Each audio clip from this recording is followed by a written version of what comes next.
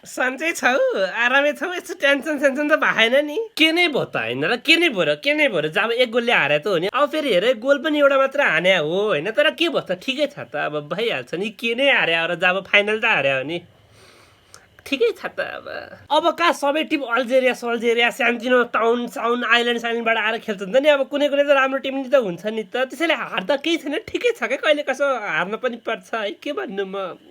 ठिकै छ क्या ठिकै छ कोही न स्पेनले जितेर नै खुसी नै छु अब हाम्रै बार्साको केटाहरूसँग त आयो नि ट्रफी ठिकै छ well played boys well played थाहा क्या थाहा हामीलाई कतिको वेल प्लेड के वेल प्लेड थाहा